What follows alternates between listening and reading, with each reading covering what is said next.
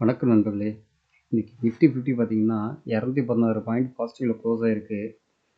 Sensex பார்த்தீங்கன்னா 760 point பாசிட்டிவில் close ஆயிருக்கு. Nifty ID, பேங்க்கு, auto, energy, மெட்டல்னு எல்லா செக்டாருமே பார்த்தீங்கன்னா இன்னைக்கு பாசிட்டிவ் தான் க்ளோஸ் ஆயிருக்கு. நிஃப்டி பேங்க் பார்த்தீங்கன்னா காலையில் கொஞ்சம் நெகட்டிவில் போயிட்டு இருந்தது. ஒரு 20 பாயிண்ட் 30 பாயிண்ட் நெகட்டிவில் போயிட்டே இருந்தது. அதுக்கப்புறம் பார்த்தீங்கன்னா இப்போ ஃபைனலாக க்ளோஸ் ஆகும்போது பாசிட்டிவில் க்ளோஸ் ஆயிருக்கு. கிட்டத்தட்ட ஒரு 148 பாயிண்ட்டு பாசிட்டிவில் க்ளோஸ் ஆயிருக்கு. இன்னைக்கு நிஃப்டி 50 பார்த்தீங்கன்னா விடாமுயற்சியாக நான் கீழே இறங்க மாட்டேன்னு சொல்லி ஒரே இதாக ஸ்டேபிளாகவே போயிருக்கு. மேலேயும் போகல கீழேயும் போகல, ஒரு ஸ்டேபிளாகவே போயிட்டே இருக்குது. இல்லை 5 மினிட்ஸ் சார்ட்டில் பார்த்தீங்கன்னா இல்லையே பாருங்கள், ஒரு 10 மணிக்கு மேலே அப்படியே ஒரு ஸ்டேபிளாகவே போயிட்டே இருக்குது. அந்தளவுக்கு ரொம்பவும் மேலே போகலை, ரொம்பவும் கீழே இறங்கலை. 200 பாயிண்ட் கீழே இறங்காமல் ஒரு ஸ்டேபிளாகவே போயிட்டே இருக்குது. ஸோ நம்ம பொறுத்திருந்து பார்ப்போம் இது எந்த அளவுக்கு அப்படியே போகுதுங்கிறத. எஃப்ஐடிஏ டேட்டா பார்த்துடலாம். இன்றைக்கி எஃப்ஐஐ பார்த்தீங்கன்னா கிட்டத்தட்ட ஒரு 4383 கோடிக்கு சேல் பண்ணியிருக்காங்க.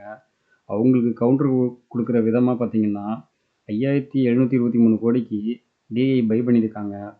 இந்த ஒரு ரீசனால் கூட நம்மளுக்கு வந்து நிஃப்டி 50 இறங்காமலே இருந்திருக்கலாம். ஏன்னா பார்த்தீங்கன்னா இவங்க என்ன தான் சேல் பண்ணாலும் இதை பை பண்ணுறதுக்கு இவங்க ரெடியாக இருக்கிறாங்க. ஸோ அதனால் கூட நம்மளுக்கு பார்த்தீங்கன்னா நிஃப்டி 50 அப்படியே ஸ்டேபிளாகவே போயிருக்கு இன்றைக்கி. ரெண்டாவது பார்த்தீங்கன்னா இப்போ நவம்பர் மந்த்து முடிஞ்சிச்சு. அடுத்தது டிசம்பர் ஸ்டார்ட் ஆக போகுது.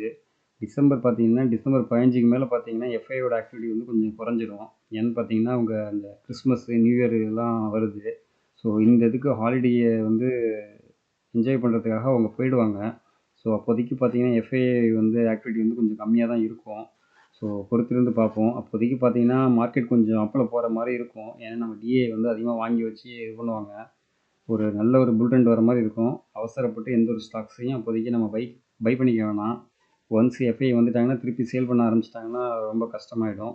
ஸோ எந்த ஒரு ஸ்டாக்ஸையும் நம்மளோட பையிங் ரேஞ்ச் வரும்போது மட்டும் நீங்கள் பை பண்ணிக்கங்க.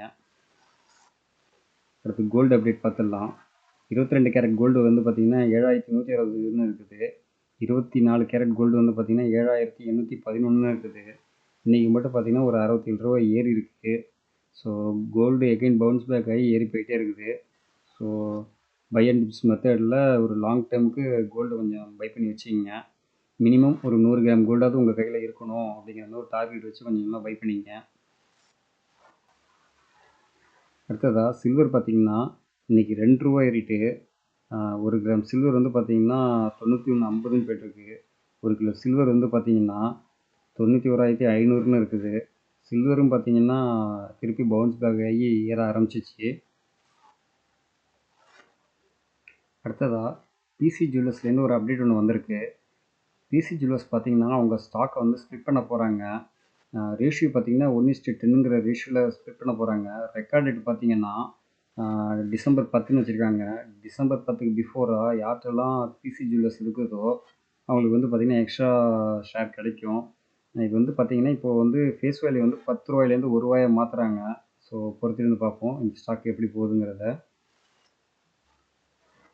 அடுத்ததாக கிரெடிட் அசஸ் கார்மெண்ட் அப்படிங்கிற ஷேரை வந்து பார்த்திங்கன்னா டவுன்கிரேட் பண்ணியிருக்காங்க.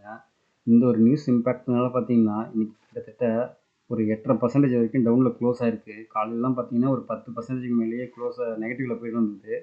ஃபைனலாக க்ளோஸ் ஆகும்போது பார்த்திங்கன்னா 8.5% நெகட்டிவில் க்ளோஸ் ஆகிருக்கு. இப்போ பிஃபோராக பார்த்திங்கன்னா கிட்டத்தட்ட ஒரு 1800 ரேஞ்சுக்கிட்ட இருந்து தொட்டுட்டு அப்படியே சிக்னலாக இறங்கிட்டே இருக்குது. ஆல்மோஸ்ட் பார்த்திங்கன்னா ஒரு 50% வந்து கரெக்ஷன் ஆயிடுச்சு. இது இன்னும் ஃபர்தராக இறங்கிறதுக்கும் அதிக சான்சஸ் இருக்குது.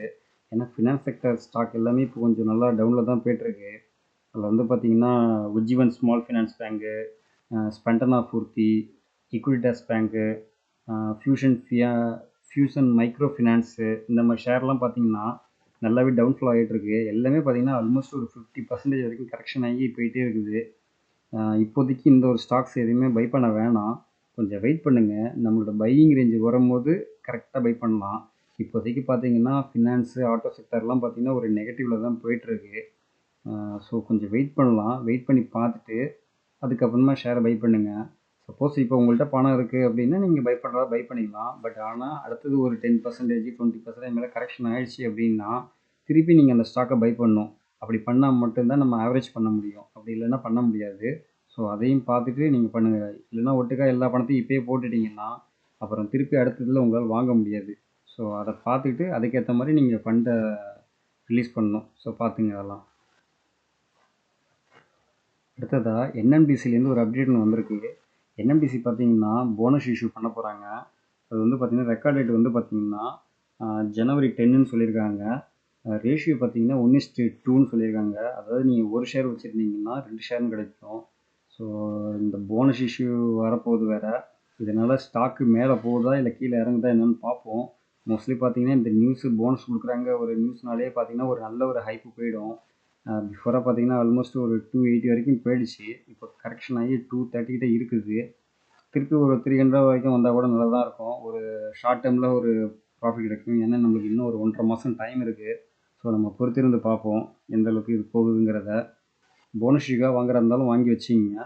பட் ரெக்கார்ட் டேட் பார்த்தீங்கன்னா ஜனவரி 10. அதுக்கு பிஃபோராக உங்கள்கிட்ட இந்த ஷேர் இருக்கணும்.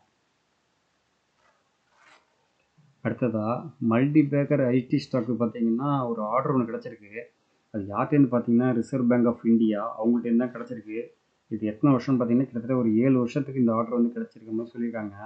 அதோட ஆர்டரோட வேல்யூ வந்து பார்த்தீங்கன்னா கிட்டத்தட்ட ஒரு 32.44 கோடிக்கு. அவங்க என்ன இது பண்ண போகிறாங்கன்னா ரெகுலேட்டரி அப்ளிகேஷன் மேனேஜ்மெண்ட் சிஸ்டத்தை வந்து அவங்க மெயின்டைன் பண்ண போகிறாங்க. அதுக்கப்புறம் இம்ப்ளிமெண்டேஷன் பண்ணுறதுக்காக இந்த ஆர்டர் அவங்களுக்கு கிடச்சிருக்கு. அடுத்ததாக பஜாஜ் ஹோல்டிங் இன்வெஸ்ட்மெண்ட் கம்பெனி வந்து பார்த்திங்கன்னா சில ஸ்டாக்ஸ் எல்லாம் வாங்கியிருக்காங்க. அது என்னென்ன ஸ்டாக்ஸ்ன்னு பார்த்தீங்கன்னா TCS, Mphasis and Bharti Airtel இந்த 3 ஷேரையும் இவங்க வந்து இப்போ வாங்கியிருக்காங்க, ரீசெண்டாக வாங்கியிருக்காங்க. இதில் வந்து பார்த்திங்கன்னா எம்ஃபாசிஸ் வந்து கிட்டத்தட்ட ஒரு 4.4 கோடிக்கு பை பண்ணியிருக்காங்க. டிசிஎஸ் வந்து பார்த்திங்கன்னா 8.52 க்ரோஸ்க்கு பை பண்ணியிருக்காங்க. பாரதி ஏர்டெல் பார்த்திங்கன்னா 16 கோடிக்கு பை பண்ணியிருக்காங்க.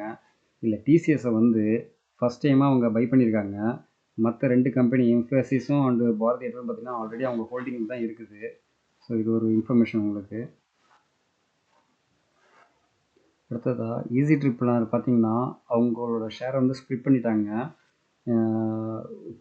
1:2ங்கிற ரேஷியோவில் கொடுத்துருக்காங்க. அதாவது ஒரு ஷேர் வச்சுருந்தா 2 ஷேர் கிடைக்கும்.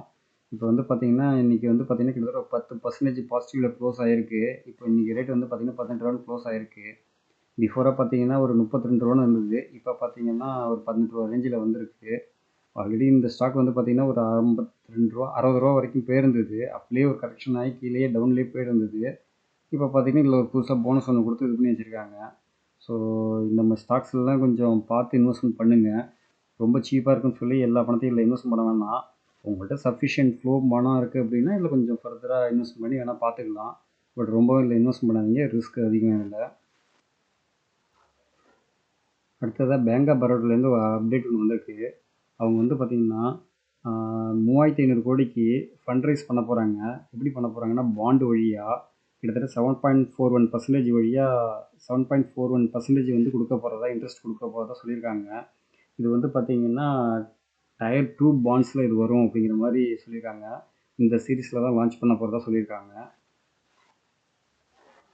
அடுத்ததாக ப்ரீமியர் எனர்ஜிலேருந்து ஒரு அப்டேட் ஒன்று வந்திருக்கு. இன்றைக்கி மட்டும் பார்த்திங்கன்னா ஒரு 7.5% பாசிட்டிவில் க்ளோஸ் ஆகிருக்கு. என்ன காரணம்னு பார்த்தீங்கன்னா அவங்களுக்கு வந்து 1087 கோடிக்கு ஒரு ஆர்டர் ஒன்று கிடச்சிருக்கு. அந்த ஒரு நியூஸ் இம்பேக்ட்னால பார்த்தீங்கன்னா நல்ல ஒரு அப்ட்ரெண்டில் போயிருக்கு. இதே மாதிரி பார்த்தீங்கன்னா பிஃபோராக ஒரு 950 இந்த ரேஞ்சுக்கிட்ட வரும்போதும் ஒரு ஆர்டர் ஒன்று கிடச்சிருக்கு. அந்த ஒரு நியூஸ் இம்பேக்ட்னால பார்த்தீங்கன்னா நல்லாவே ஒரு அப்பில் போயிட்டு திருப்பி மார்க்கெட்டுகளில் இறங்க ஆரம்பிச்சிது. திருப்பி இப்போ ஒரு ஆர்டர் வந்திருக்குன்னொன்னா நல்லா கொஞ்சம் கொஞ்சமாக பவுன்ஸ் பேக் ஆகி ஏறிக்கிட்டே இருக்குது.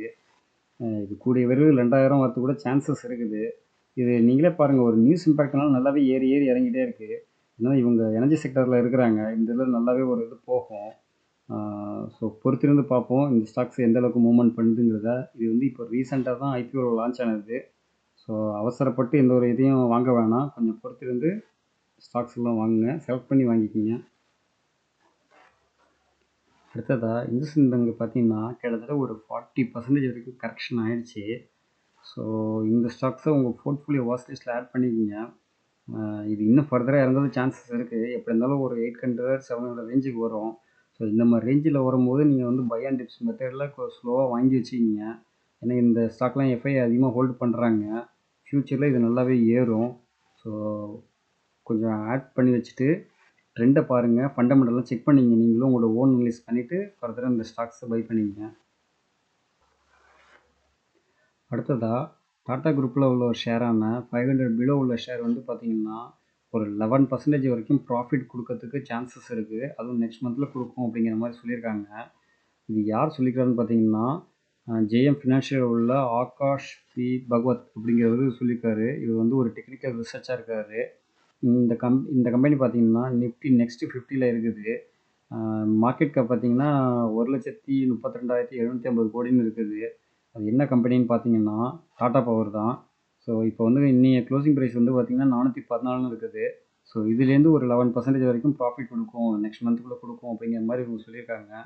ஸோ இந்த ஸ்டாக்கையும் நீங்கள் ஃபர்தராக பாருங்கள். இது எந்த அளவுக்கு போகுதுன்னு தெரில. ஸோ கொஞ்சம் மானிட்டர் பண்ணிக்கிங்க இந்த ஸ்டாக்கையும். அடுத்ததாக என்ஹெச்பிசியோட சேர்மனான ராஜ்குமார் சௌத்ரி பார்த்தீங்கன்னா அவங்க வந்து எஸ்ஜேவிஎன் கம்பெனியும் அடிஷ்னல் சார்ஜ் எடுத்து பார்த்துக்க போகிறாங்க. இது குறைஞ்ச நாளைக்கு அப்படிங்கிற மாதிரி சொல்லியிருக்காங்க. இது எப்படி போகுதுன்னு தெரில.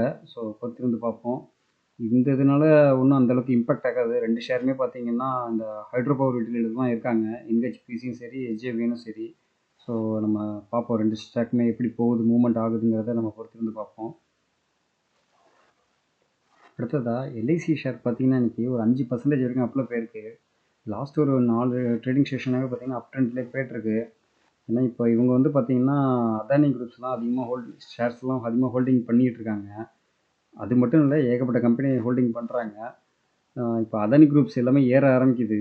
அந்த ஒரு இதனால பார்த்தீங்கன்னா இவங்களும் இப்படி ஏறிக்கிட்டே போயிட்டுருக்காங்க. ரெண்டாவது பார்த்தீங்கன்னா அந்த இன்சூரன்ஸ்க்கு இதையும் இவங்க எடுக்க போகிறாங்க. ஹெல்த் இன்சூரன்ஸ் இதுலேயும் இவங்க வரப்போகிறாங்க. அந்த கம்பெனி ஆக்குபை பண்ணுறதுக்கு பேசிகிட்டு இருக்காங்க. ஸோ இந்த ஒரு நியூஸ் இம்பேக்ட்னாலே பார்த்தீங்கன்னா ஒரு 4 ட்ரேடிங் செஷனாகவே நல்லா ஏறிக்கிட்டே போகுது. பிஃபோராக பார்த்தீங்கன்னா 1200 ரேஞ்சில் இருந்தது. அதுக்கப்புறம் பார்த்தீங்கன்னா ஒரு 850 ரேஞ்சுக்கு வந்துச்சு. திருப்பி பவுன்ஸ் பேக் ஆகி ஏறிக்கிட்டே இருக்குது. ஸோ திருப்பி 1200 தொடுதா என்னன்னு பார்ப்போம், வெயிட் பண்ணி பார்ப்போம். அடுத்தது வந்து பார்த்திங்கன்னா இந்தியாவோட ஜிடிபி வந்து இப்போ குறைஞ்சிருக்கதா சொல்கிறாங்க. லாஸ்ட்டு 7 குவார்ட்டரில் உள்ளதோட இந்த தடவை வந்து கொஞ்சம் கம்மியாக இருக்குது அப்படிங்கிற மாதிரி ஒரு ஸ்டேட்மெண்ட்டை கொடுத்துருக்காங்க. ஸோ எந்த அளவுக்கு போக போகுதுன்னு தெரில. இந்தியாவோட க்ரோத் நல்லா இருக்குன்னு சொல்லி தான் எல்லாருமே இப்போ இன்வெஸ்ட்மெண்ட் பண்ண அதிகமாக வந்துட்டுருக்காங்க. இப்போது அது இல்லைங்கிற போது கொஞ்சம் யோசிக்க வேண்டியதாக இருக்குது. பொறுத்திருந்து பார்ப்போம். அடுத்ததாக நாட்கோ ஃபார்மா, பஜாஜ் ஆட்டோ இந்த மாதிரி ஷேர்லாம் பார்த்தீங்கன்னா கொஞ்சம் டவுன்ஃபாலில் தான் போக ஆரம்பிச்சிருக்கு. அது இன்னும் ஃபர்தராக இறங்கினாலும் அந்த ஸ்டாக்ஸ் எல்லாம் நீங்கள் பை பண்ணி வச்சுக்கலாம். லாங் டேர்முக்கு இது பண்ணலாம். இப்போதைக்கு ஏன்னா 2 ஸ்டாக்குமே கொஞ்சம் ஓவர் வேல்யூடு தான் இருக்கும். ஸோ நல்ல ஃபர்தராக டவுன் ஆச்சுன்னா அந்த ஷேர்லாம் வாங்கிக்கிங்க. இன்றைக்கி உங்களுக்கு கொடுத்த இன்ஃபர்மேஷன் எல்லாமே யூஸ்ஃபுல்லாக இருக்கும்னு நினைக்கிறேன். ஸோ அடுத்த வீடியோவில் இன்ஃபர்மேஷன் சந்திப்போம். நன்றி நண்பர்களே.